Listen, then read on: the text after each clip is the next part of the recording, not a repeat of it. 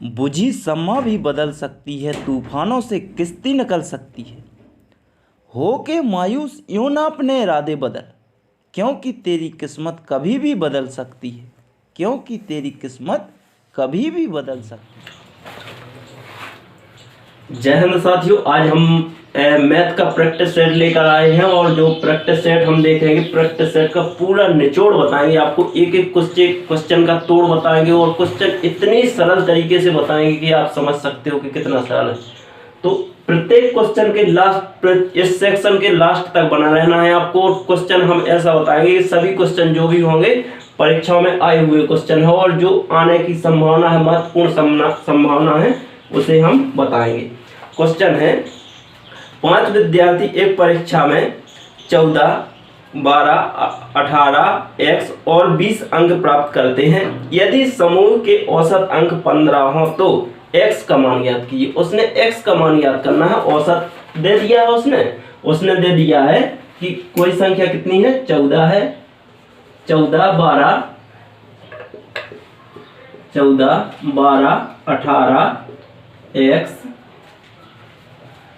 18 x और 20 दे दी है। कितनी दे दी है? उसने कहा कि औसत है, जो इन 5 संख्याओं का औसत है वो कितना है, उसने 15 दे दिया है। तो इन सभी संख्याओं को सबसे पहले हम क्या करेंगे, ऐड कर देंगे। ऐड करेंगे तब तो ऐसा औसत निकलेगा। तो कितनी संख्या है टोटल, 5 संख्या है। तो 5 का हम यहाँ पे क्या करेंगे, डिवाइड कर देंगे। इसके बाद में टोटल औसत कितना है, 5 है। ठीक है, कोई बात नहीं है। इनको जब हम ऐड करेंगे सबको, तो सबको ऐड करने पर कितना आएगा हमारा, जब हम सबको ऐड करेंगे तो हमारा ऐड आएगा 64x/5 = 15। अब यहाँ पे करेंगे हम x का मान निकालना है। तो जो 5 है ये तो ये भाग में है, भाग से कहाँ जाएगा, ये गुणा में जाएगा। तो 64 + x = 15 × 5। यदि हम इसका इसमें गुणा कराएंगे, गुणा कराने को जाएंगे तो 64 + x बराबर कितना हो जाएगा, 75 हो जाएगा। तो x बराबर 75, ये यहाँ पे काय में है, प्लस में है। तो इस साइड से यदि ये क्वेश्चन इस साइड आएगा, ये 64 इस साइड आएगा, तो काय में हो जाएगा, माइनस में हो जाएगा। तो 75 - 64, तो x बराबर कितना आ जाएगा, 11। तो हमारा कितना आंसर आ जाएगा, 11। ये हमारा करेक्ट आंसर हो जाएगा। चलो नेक्स्ट क्वेश्चन देख लेते हैं हम इससे आगे। इस टाइप से क्वेश्चन जो है प्रैक्टिस सेट से देखा है और प्रैक्टिस सेट, काफी प्रैक्टिस सेट लगाए हुए हैं, सभी प्रैक्टिस सेटों से निकाल करके क्वेश्चन लाए हैं। तो ये क्वेश्चन आने की महत्वपूर्ण संभावना है और यही क्वेश्चन मैंने निकाल के रखे हैं। बहुत सारे क्वेश्चन कराएंगे। सीता ने पहले दिन अपने पुस्तक के पृष्ठ पढ़ना आरंभ किया। दूसरे दिन 9 पृष्ठ, तीसरे दिन 12 पृष्ठ, चौथे दिन 15 पृष्ठ और यह इसी का प्रकार चलता रहा, क्रम इसी प्रकार चलता रहा। यदि वह इसी पद्धति से जारी रहती है तो वह 10वें दिन कितने पृष्ठ पढ़ेगी। 10वें दिन का निकालना है। तो n कितना है, n बराबर कितना है, n है 10। कितने दिन निकालना है, तो 10 दिन का निकालना है। तो भाई 10 दिन का निकालेंगे। दूसरे दिन उसने कितना पढ़ा, 6,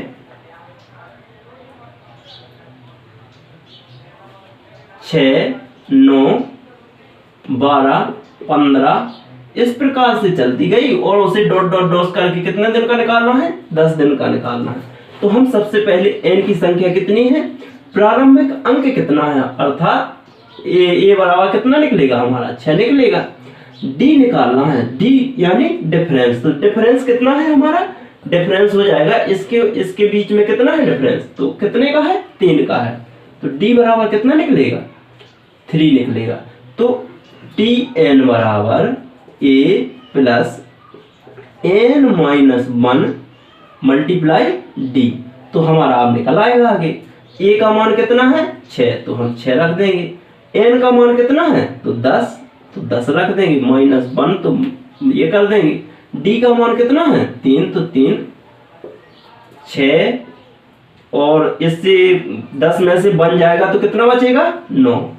तो 9 × 3 ये कर देंगे हम। तो अब यहाँ पे आ जाएगा, ये कोष्टक खत्म हो गया है। अब यहाँ पे 6 प्लस 9 3 27, 27 में 6 यदि ऐड करेंगे तो कितना आ जाएगा आंसर 33। तो यही हमारा क्या हो जाएगा आंसर हो जाएगा। सबसे पहले हमने देखा कि कौन सा पद निकालना है, हमें ज्ञात करना है, तो 10वां पद ज्ञात करना है। पहले दूसरे दिन उसने 6, तीसरे दिन 9, चौथे दिन 12 और अगले दिन 15 और इसी क्रम से हुआ है। तो ये कैसा हो जाएगा श्रेणी क्रम में लिखा हुआ है सब। तो इसके बीच का अंतर कितना है, प्रारंभिक पद अपना 6 है और इनके बीच में सबके बीच में अंतर कितना है का है 3 का है। तो सबका अंतर कितना 3 लिख दिया हमने। तो tn बराबर a plus n minus 1 multiply d। तो 6 a का मान 6 था तो 6 रख दिया मैंने, प्लस था तो प्लस लगा दिया, n का मान 10 था तो मैंने 10 लिख दिया, माइनस 1 था तो माइनस 1 भी लगा दिया और जो d था तो d मैंने 3 लिख दिया। अब इसको प्रोसेस मैंने पूरी कर चुका। चलो इससे आगे अगला सवाल देख लेते हैं।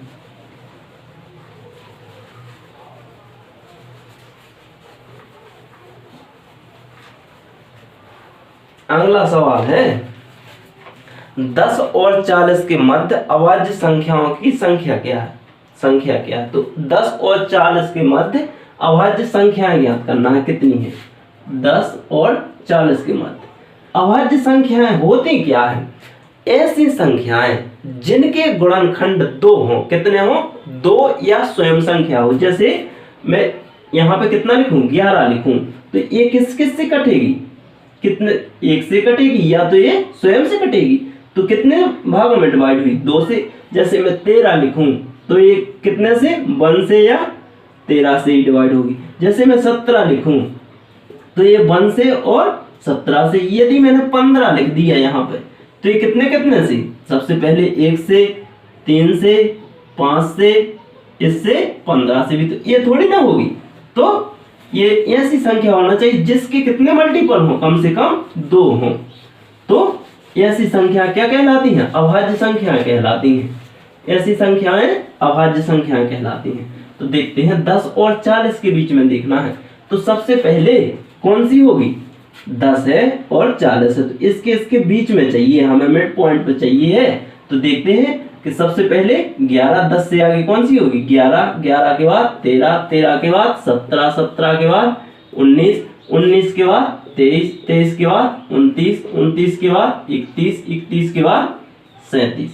तो ये सभी संख्या क्या हो जाएंगे 37 से आगे जाएंगे हम, तो फिर 40 से आगे निकल जाएंगे क्योंकि 41 आ जाएगी। तो 41 तो 40 से अधिक हो जाएगा तो इसको नहीं लिखेंगे। अब इनका हमें क्या करना है, काउंट करना है। 1 2 3 4 5 6 7 8। तो कितनी संख्याएं हो जाएंगी 8 संख्याएं हो जाएंगी। यही हमारा क्या हो जाएगा आंसर। नेक्स्ट क्वेश्चन, जब बहुपद दिया हुआ है को x-2 द्वारा विभाजित किया जाता है तो शेष फल क्या होगा। शेष फल पूछा है, उसने बहुपद दे दिया है कि x-2 द्वारा हमें उसे विभाजित करना है तो शेष फल क्या होगा। चलो देख लेते हैं। बहुपद दिया हुआ है x पे 4 की घात -3x³ प्लस का 4x²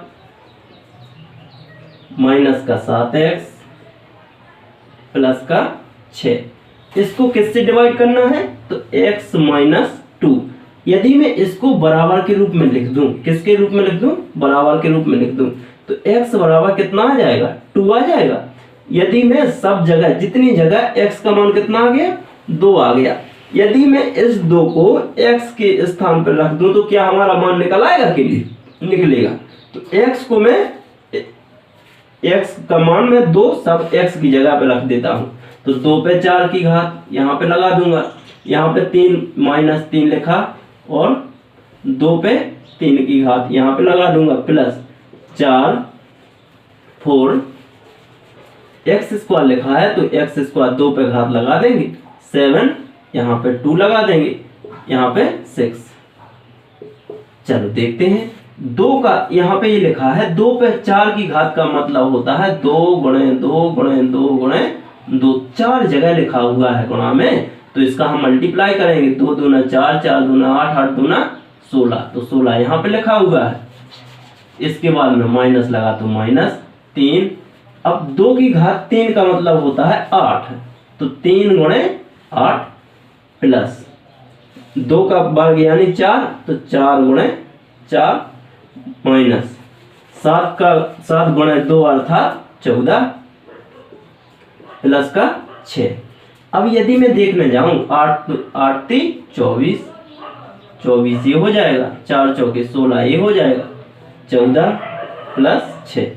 यदि प्लस प्लस की संख्या को जोड़ लिया जाए और माइनस माइनस की संख्या को जोड़ लिया, 16 और 16 कितना हो गया 32, और 6 कितना हुआ 32 और 6 38। यदि 38 यहाँ 4 और 4 8, माइनस की संख्या ये हो गई, माइनस की संख्या ये है, तो 24 और 14 को ऐड करेंगे तो कितना होगा टोटल 38 ये हो जाएगा। लेकिन 16 और 16 32, 32 और 6 38, तो टोटल हमारा जो शेषफल होगा यदि हम x माइनस 2 से डिवाइड करेंगे तो शेषफल हमारा क्या आएगा 0 आएगा। पूरी संख्या क्या हो जाएगी डिवाइड हो जाएगी। इसी प्रकार से हम इसको सॉल्व करेंगे। चल अगला सवाल देख लेते हैं। मैंने कुछ नहीं किया है, जो x माइनस 2 से मुझे डिवाइड करना था उसको मैंने बराबर के रूप में रख करके और x का मान निकाल करके मैंने सब जगह मान रख दिया है, कुछ नहीं किया है इससे आगे। चल अगला सवाल देखते हैं। अगला सवाल है जो बहुत ही अच्छा सवाल है। हाँ, निम्नलिखित में से कौन सा बहुपद x प्लस 1 एक गुणनखंड है। तो x प्लस 1 का गुणनखंड देखना है, तो एक बहुपद दिया हुआ है, बहुपद को देख लेते हैं। x पे 3 की घात plus 2x square plus x plus 1, एक बहुपद ये दिया हुआ है ए नंबर पे। ऑप्शन दिए हुए हैं, ऑप्शन लिखता हूं मैं, इसके आगे हमें पता चलेगा। बी नंबर का ऑप्शन दिया हुआ है x पे 4 की घात plus 3x cube plus 3x square plus का x प्लस का 2। यहाँ पे सी नंबर का ऑप्शन दिया हुआ है x cube minus x square minus 2 plus √2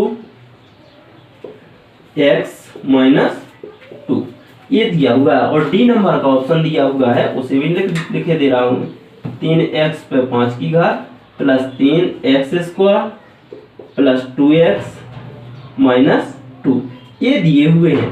तो हमें किससे बहुपद निकालना है, x प्लस 1 का निकालना है बराबर 0। इसको मैं बराबर में लेकर के जा रहा हूं, तो x का मान कितना आ जाएगा -1। तो x की जगह पे हम कितना रखेंगे -1 रख देंगे हम। तो सभी जगह रख के देखेंगे कि कहाँ पे आ रहा है, बराबर में रखना है सबको। तो यहाँ पे मैं 1 रखूंगा, माइनस का 1, तो -1 यहाँ पे आ जाएगा।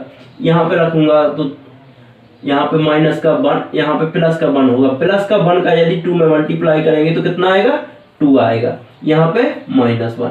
अब यहाँ पे देखेंगे हम कि यहाँ पे कितना लिखा है -2, तो यहाँ पे 1 बचा, तो यहाँ पे 1 नहीं बचना चाहिए क्योंकि ये बराबर में नहीं है, इसलिए 1 नहीं बचना चाहिए। तो ये हमारा कैसा हो जाएगा, गलत हो जाएगा। यहाँ पे लिख रहा हूँ मैं -1 लिख रहा हूँ, तो यहाँ पे कितना होगा 1, यहाँ पे -3, क्योंकि माइनस का 3 की घात लगी है, विषम घात लगी हुई है। विषम घात होने के कारण यहाँ पे कितना आएगा -1 ही आएगा। तो -1 का यदि 3 में मल्टीप्लाई करेंगे तो कितना आएगा 3 आएगा। इसके बाद यहाँ देखेंगे तो यहाँ पे प्लस का 3 होगा और यहाँ पे माइनस का 1। यदि हम इसको जोड़ेंगे तो इससे ये डिवाइड हो जाएगा, इसके बाद में ये हो जाएगा, तो यहाँ पे कितना बचेगा 2 बचेगा। तो ये भी हमारा क्या हो जाएगा, गलत हो जाएगा। यहाँ पे रखेंगे तो माइनस का 1 यहाँ आ जाएगा, यहाँ पे भी माइनस का 1 आ जाएगा, यहाँ पे माइनस का 2 आ जाएगा, यहाँ पे प्लस √2 आ जाएगा, और सॉरी यहाँ पे हम -1 का मल्टीप्लाई करेंगे तो ये सब संख्या काय में आ जाएगी, हमारी प्लस में आ जाएगी। काय में आ जाएगी, प्लस में आ जाएगी, -√2। तो माइनस से इससे ये कट जाएगी और माइनस माइनस का ये ऐड हो जाएगा, ये भी। तो ये हमारा ऑप्शन क्या हो जाएगा, सी नंबर का ऑप्शन बिल्कुल करेक्ट हो जाएगा। ऑप्शन से देखेंगे इसको। इस प्रकार से कुछ क्वेश्चन जो होते उसको हम ऑप्शन से करेंगे। चलो अगला है अगला क्वेश्चन देख लेते हैं।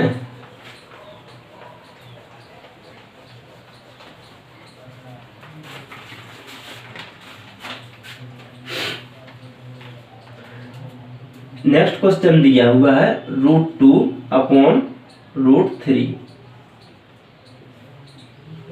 Plus √3 upon √2। ये क्वेश्चन दिया हुआ है, उसने कहा है कि इसको फाइंड करो अर्थात ज्ञात करो, ज्ञात करना है इसको। ये क्वेश्चन दिया हुआ है, इसको हम किस प्रकार से करेंगे कि नीचे नीचे का हम सबसे पहले क्या करेंगे, एलसीएम ले लेंगे। तो एलसीएम कितना आएगा, √6 आ जाएगा। जब हम √3 का √6 में डिवाइड देंगे तो कितना बचेगा, √2 बचेगा। √2 का इसमें मल्टीप्लाई कर देंगे तो √2 मल्टीप्लाई √2 प्लस प्लस लगा तो हमने प्लस लगा दिया यहाँ पे। इसके बाद में आगे देखते हैं, जब हम √2 का इस √6 में हम डिवाइड करेंगे तो कितना आएगा, √3 बचेगा, √3 बार जाएगा तो √3 का इसमें मल्टीप्लाई कर देंगे तो √3 मल्टीप्लाई √3। जब हम यहाँ पे है तो एक रूट बाहर आ जाएगा, एक 2 बाहर आ जाएगा, यहाँ पे भी कितना आ जाएगा, एक 2 एक 3 आ जाएगा बाहर, क्योंकि 2 बार लिखा हुआ है तो रूट हट जाएगा। यहाँ पे कितना बचेगा, √6 का √6 रहेगा यहाँ पे बराबर 3 2 5 5 √6। ये हमारा क्या हो जाएगा, करेक्ट आंसर हो जाएगा। चलो अगला क्वेश्चन देख लेते हैं। इस प्रकार से सभी क्वेश्चन को करना है, प्रैक्टिस सेट से निकाले हुए सभी क्वेश्चन हैं जो कि विगत वर्षों में आए हुए क्वेश्चन है और आने की पूर्ण संभावना भी है। यहाँ पे दिया हुआ है कि औसत निकालिए, औसत दिया हुआ है, कुछ संख्याएं दी हुई हैं 17 70 30 39 और 19।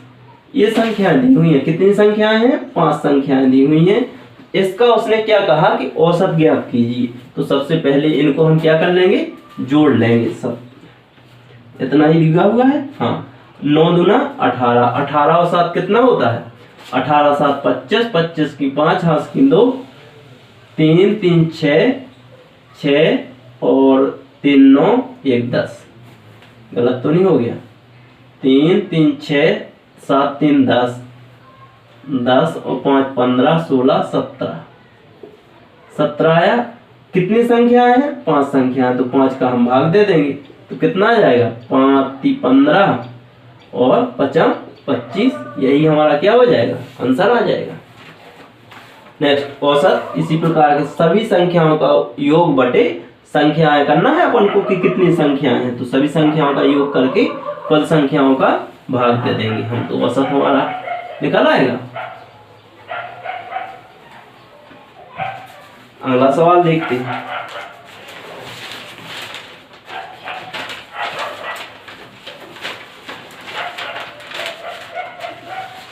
उस समलंब का क्षेत्रफल ज्ञात करें जिसकी समांतर भुजाएं 5 सेंटीमीटर एवं 7 सेंटीमीटर है, 7 सेंटीमीटर है। तो समलंब चतुर्भुज का क्षेत्रफल हमें ज्ञात करना है। क्या करना है, तो क्षेत्रफल क्या होता है, क्षेत्रफल 1/2 समांतर भुजाओं का योग गुणे क्या करना है, बीच की दूरी। तो समांतर भुजाओं का योग करना है, समांतर भुजाओं का योग, तो समांतर भुजाएं कौन सी हो जाएंगी, 5 और 7 हो जाएंगी, गुणे बीच की दूरी। तो बीच की दूरी कितनी दी हुई है, 6 दी हुई है। तो हमें यहाँ पे लिख लेंगे 7 5 12 1/2 गुणे 12 गुणे 6। इससे इसको डिवाइड करेंगे तो कितना होगा, 6 होगा। तो 6 मल्टीप्लाई 6 इक्वल टू 36। ये हमारा क्या हो जाएगा, आंसर हो जाएगा। चलो अगला देख लेंगे हम। अगला सवाल देखते हैं इसी प्रकार से।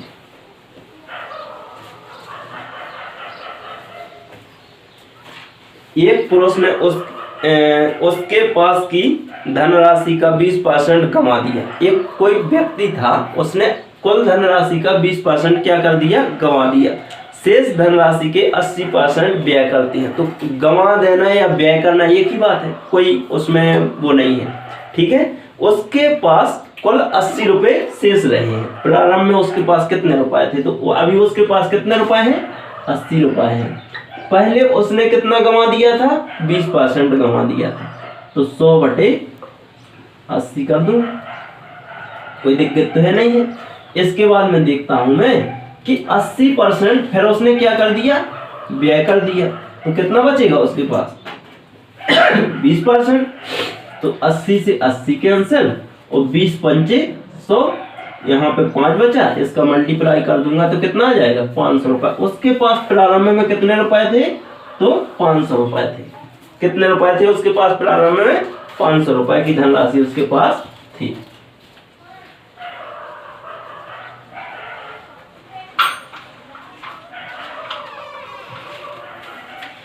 राम और बाला की वर्तमान आयु का अनुपात 1:3 है और 3 वर्ष पूर्व अनुपात क्रमशः 1:5 था। तो राम और बाला की वर्तमान आयु क्या होगी। राम और बाला, राम था एक लड़का, राम और बाला थे, इनकी वर्तमान आयु का अनुपात कितना था, 1:3 था, इतना था। लेकिन और 3 वर्ष पूर्व यानी 3 वर्ष पहले, 3 वर्ष पहले की बात है, 3 वर्ष पहले इनका अनुपात कितना हो गया, 1:5 हो गया, इतना हो गया। तो राम और बाला की वर्तमान आयु चाहिए हमें, वर्तमान चाहिए तो हम वर्तमान निकाल लेंगे, कोई दिक्कत नहीं है। सबसे पहले हम क्या करेंगे कि राम किसी की एक निकाल लो, तो सबसे पहले जिसका पूछा उसका हम क्या करेंगे, अनुपात लेंगे। तो 1 अनुपात मैंने राम का लिया, सबसे पहले अनुपात राम लूंगा। जितनी आयु में अंतर है तो उसको लेंगे, तो 3 लिख दिया मैंने। अब क्या करेंगे हम कि सामने के अनुपात का क्या करेंगे, अंतर इनका लेंगे। तो कितने का अंतर है, 5 में से 4 जाएगा। सबसे पहले जो बड़ा हो उससे हम घटा लेते हैं, तो 4 बचेगा। अब त्रिय गुणा का अंतर, इसका इसका गुणा करना है और फिर अंतर करना है। तो 5 1 कम 5, 3 1 कम 3, तो 5 में से 3 जाएगा तो कितना बचेगा, 2 बचेगा। 2 से इसमें वो कर देंगे, 2 2 दूना 4 हो जाएगा, 3 दूना 6, 6 बचा है इसमें। तो यदि हम 6 का गुणा यहाँ पे करेंगे तो कितना आ जाएगा, 6 आएगा, और 6 तिया 18। तो राम की आयु कितनी होगी, ये तो राम हो जाएंगे, और बाला कितने हो जाएंगे, 18। 6 और 18 आंसर अपना यही आ जाएगा। राम की वर्तमान आयु कितनी है, 6 वर्ष, बाला की वर्तमान आयु कितनी है, 18 वर्ष। चलो अगला सवाल देख लेंगे ठीक इसी प्रकार से।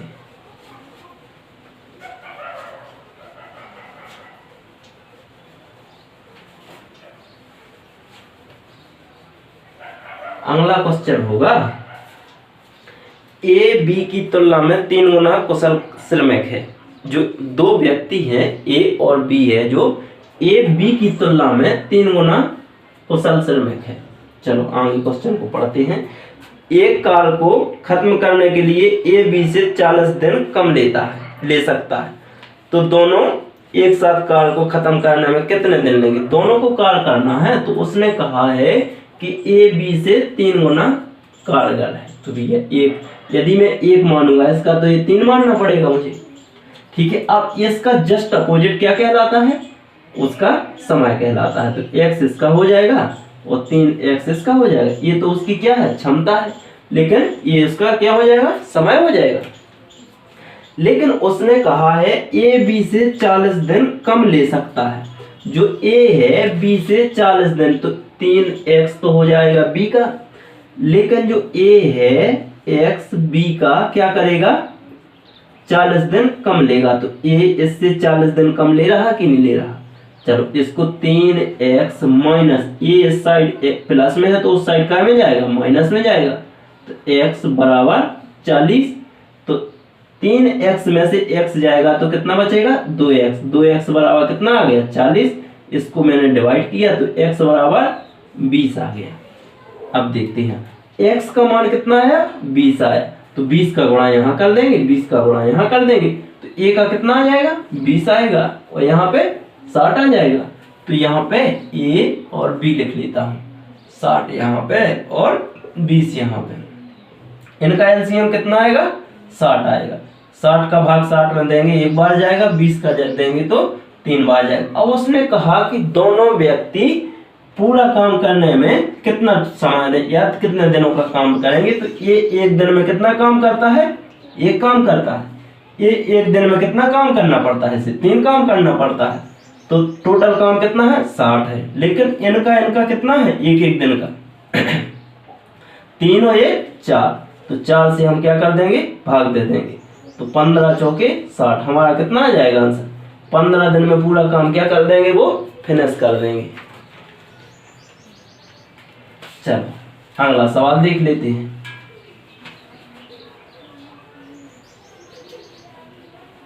पंद्रह दिन में पूरा काम लोगों ने मिलकर के किया तो 15 दिन में कर पाते थे। यदि अलग अलग करते थे तो एक को 60 दिन लगते थे और एक को 20 दिन लगते थे वही काम करने। लेकिन उन लोगों ने मिलकर के काम किया तो कितने दिनों में समाप्त कर दिया वही काम, 15 दिन में कर दिया। ये होती है संगठन की शक्ति। 6 वर्ष पूर्व पिता की आयु उसके पुत्र की आयु की 4 गुनी थी।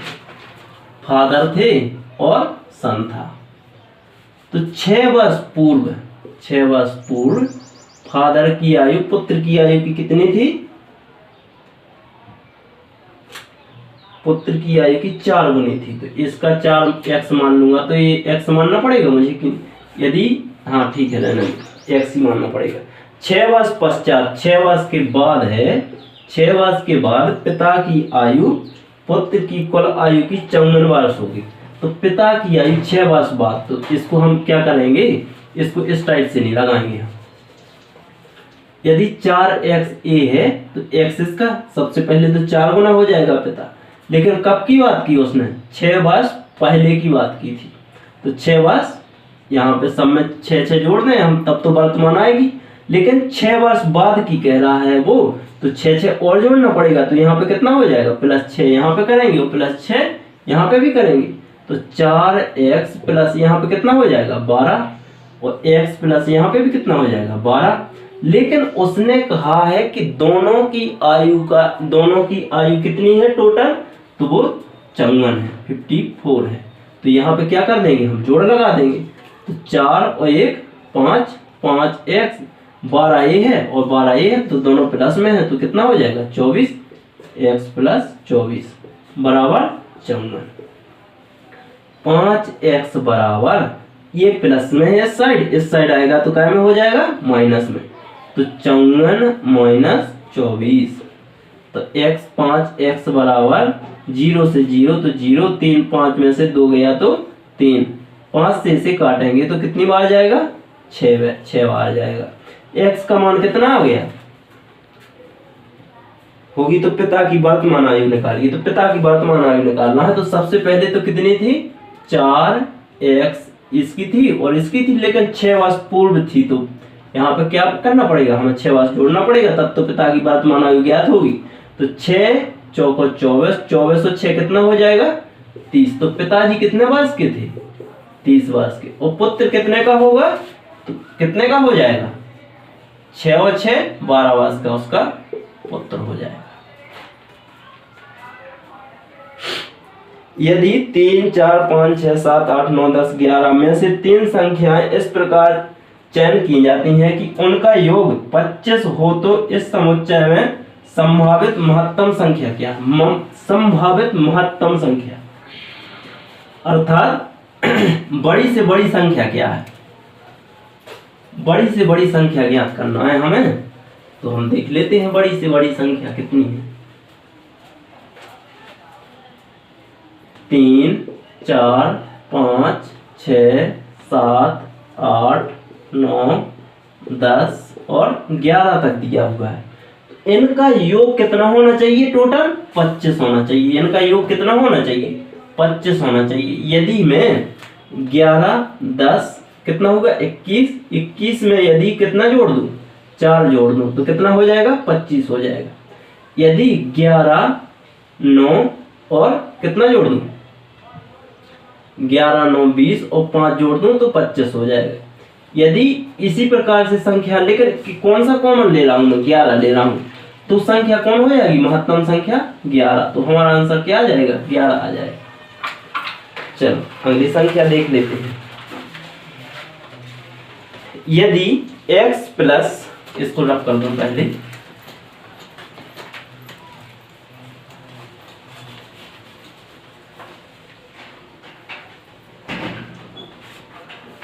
यदि x प्लस 2/x बराबर 2x हो तो x स्क्वायर का मान ज्ञात कीजिए। x स्क्वायर का मान ज्ञात करना है हमें, तो हम सबसे पहले क्या करेंगे, इसका गुणा इसमें करेंगे, तो यहाँ पे कितना हो जाएगा, x स्क्वायर प्लस 2/x बराबर इतना 2x दिया हुआ है। इस x, अब इसके तो नीचे क्या आ जाएगा, टोटल ये आ जाएगा, प्लस इसके नीचे टोटल x लगा हुआ है, तो x स्क्वायर प्लस का 2/x बराबर 2x। तो यहाँ पे x स्क्वायर करेंगे हम प्लस 2 बराबर, ये x यहाँ पे भाग में है तो यहाँ जाएगा तो काय में हो जाएगा, गुणा में, तो यहाँ पे डायरेक्ट में क्या कर दूं, x स्क्वायर कर दूं।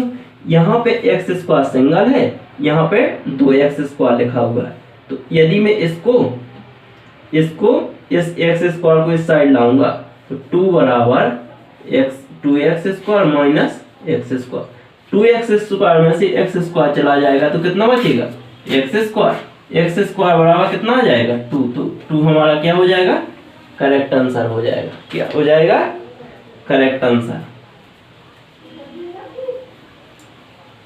अगला सवाल देखते हैं इसी प्रकार से, सभी सिंपल सवाल दिए हुए हैं, कोई कठिन सवाल नहीं दिया हुआ है। उसको लगाना थोड़ा बार बार लगाओगे तो, यदि मैं समझाता हूं तुम्हें तो मुझे थोड़ी लंबी प्रोसेस करना पड़ती है, वरना तो छोटी सी प्रोसेस है, कोई सवाल बड़ा नहीं है। यदि a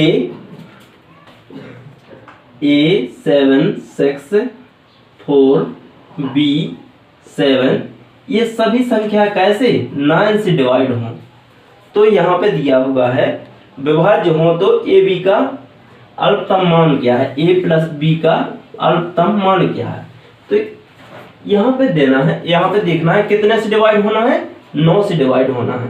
तो उसने कहा है कि ए बी का अल्पतम मान क्या है, तो हम सबसे पहले 9 से विभाज्यता का नियम क्या कहता है, 9 से विभाज्यता का नियम कहता है कि सभी संख्याओं का योग क्या करना है, सभी संख्याओं की योग में यदि 9 से भाग जाए तो वह संख्या क्या होगी, 9 से डिवाइड होगी।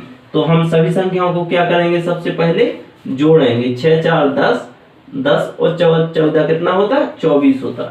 24 में कितना ऐड कर दें कि 9 से भाग चला जाए, तो कितना ऐड करेंगे, 24 में 3 ऐड करेंगे, कितना ऐड करेंगे, 3, तो a प्लस बी का योग कितना होगा, 3 होगा। तो हमारा करेक्ट आंसर कितना आ जाएगा, 3 आ जाएगा, यही हमारा करेक्ट आंसर होगा।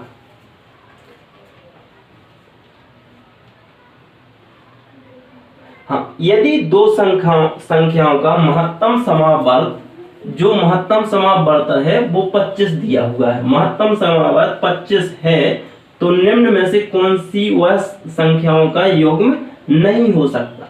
जो संख्याओं का महत्तम समावर्त कितना है, 25 है, वह कौन सी संख्या है जिसमें नहीं हो सकता, तो ऑप्शन दिए हुए हैं 50 157, बी नंबर पे दिया हुआ है 150 250, सी नंबर पे दिया हुआ है 125 175, डी नंबर पे दिया हुआ है 50 और 150। तो ऐसी कौन सी संख्या है, इससे कॉमन 25 निकल सकता है, इससे भी और इससे भी, हाँ बिल्कुल निकल सकता है। इससे कॉमन 25 से निकल सकता है और इससे भी निकल सकता है, बिल्कुल 25 का भाग इसमें भी जाएगा, इसमें भी जाएगा। किस में नहीं जाएगा, इसमें 25 का भाग चला जाएगा, 157 है इसलिए नहीं जाएगा, तो हमारा ये आंसर क्या हो जाएगा, ए नंबर का करेक्ट आंसर हो जाएगा।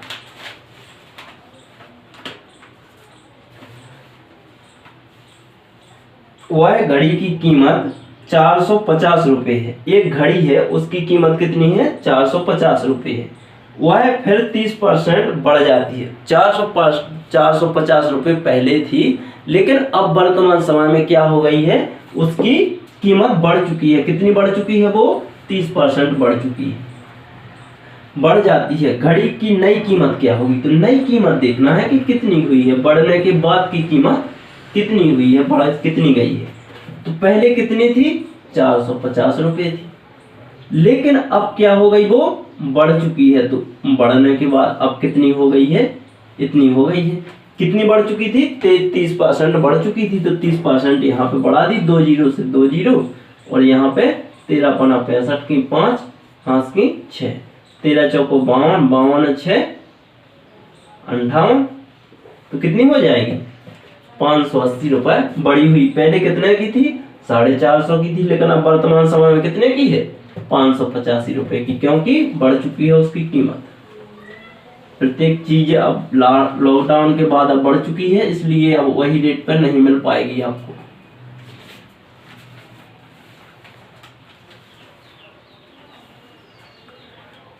ग्यारह मीटर लंबे और 8 मीटर चौड़े एक फार्म को 0.5 मीटर भुजा की वर्ग टाइलों से आचित है, आवश्यक टाइलों की संख्या क्या होगी। उसने एक दे दिया है कि 11 मीटर लंबा और 8 मीटर चौड़ा। यदि इसकी लंबाई कितनी है, 8 मीटर, इसकी कितनी है, 11 मीटर।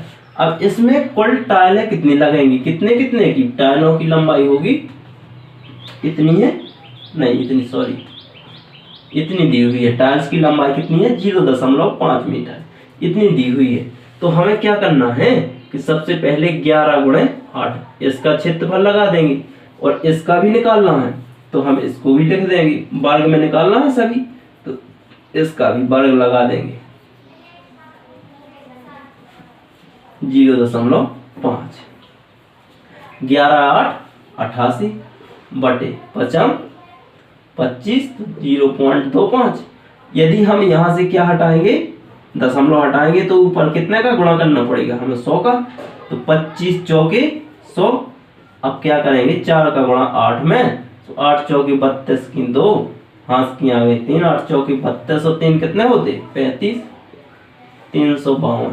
कितनी टाइलें होंगी, कितनी टाइलें चाहिए हमें, मिस्त्री से बोलेंगे हम तुम्हें, तो 352 टाइल्स चाहिए हमें 0.5 मीटर की। कितनी टाइलें चाहिए है, 352 फिक्स टाइलें 352 चाहिए। यदि लगवाना हो आपको तो इस प्रकार से निकाल करके, और जितनी भी टाइलों की जरूरत पड़ती है उन टाइलों को लाइए, अनावश्यक टाइलों को अपने घर पे मत रखिए। और जो भी लंबाई चौड़ाई है, हाँ यहाँ पे दिया हुआ है कि 1080 रुपए में एक साड़ी बेचकर एक दुकानदार 8 रुपए का लाभ कमाता है। साड़ी की लागत कीमत क्या है, एक साड़ी है जिसकी कीमत कितनी है, 1080 रुपए है। इसको बेच करके दुकानदार क्या करता है, 8% का प्रॉफिट कमाता है। कितना कमाता है, इसकी कीमत क्या है, एसपी कितना है इसका, सेलिंग प्राइस इसका 1080 है, लेकिन प्रॉफिट इस पे कितना कमाता है, वो 8% कमाता है एक दुकानदार। उसने कहा कि इसकी जो कीमत है वो उसका कॉस्ट प्राइस क्या है, कॉस्ट प्राइस ज्ञात करना है। चल 1080 तो ये है ही है, लेकिन वो कितना कमाता है, 108 कमाता है। तो 8% का निकाल दूंगा, 108 हो जाएगा। 108 से 108 कैंसिल कर दूंगा, यहाँ पे 10 बचेगा, 10 का इसमें मल्टीप्लाई कर दूंगा, तो सीपी कितना हो जाएगा, 1000 रुपये। उससे कितना बचा, 80 रुपये उसने कमा लिया। तो कितना बचा, एक कितने, सीपी कितना था, 1000 रुपये था।